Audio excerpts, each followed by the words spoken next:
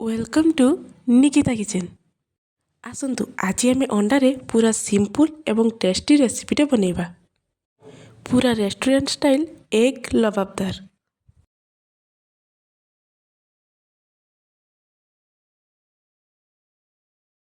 ताहापाई प्रथमे गैस रे गोटे कढ़ई बसिबा, सेथिरे किछि सोरिष तेल देबा।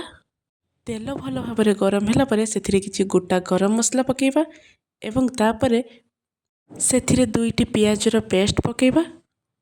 तापरे पियाज को 2 मिनिट पर्यंत भाजी नेबा जेमिति कि पियाजर कलर ब्राउन कलर हो जिवो एवं तापरे सेथिरे 3 चामच अदा रसुण पेस्ट देई 1 मिनिट पई पुणी थरे मसला को भल भाव कषिबा।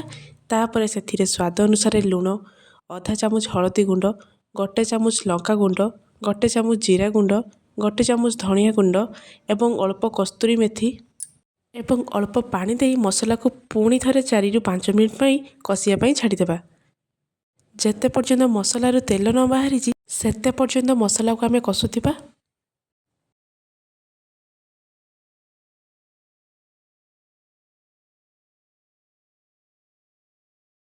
एबे मसलाटी भल भाव कषि हुई गलानी।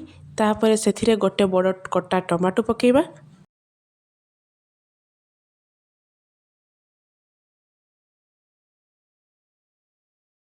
टमाटो 1 मिनिट कषिया परे सेथिरे 1 चामच गरम मसला गुंड देबा एवं तापरे 1 कप पानी देबा।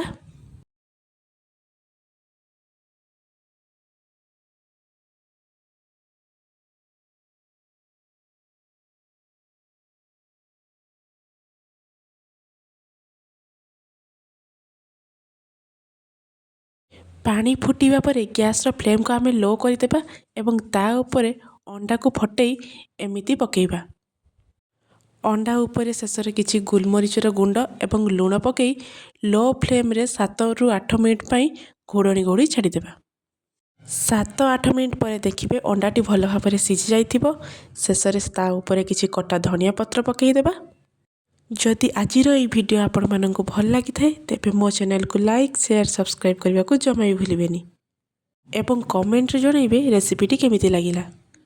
ଏବେ ଦେଖନ୍ତୁ ଅଣ୍ଡା ଗୁଡ଼ିକ ଭଲ ଭାବରେ ସିଝି ଯାଇଛି ଏବଂ ତରକାରୀଟି ଏବେ ଆମର ରେଡ଼ି। ତାପରେ ଗୋଟେ ପ୍ଲେଟକୁ କାଢ଼ି ଗରମ ଗରମ ଭାତ କିମ୍ବା ରୁଟି ସହ ଏନ୍ଜୟ କରନ୍ତୁ।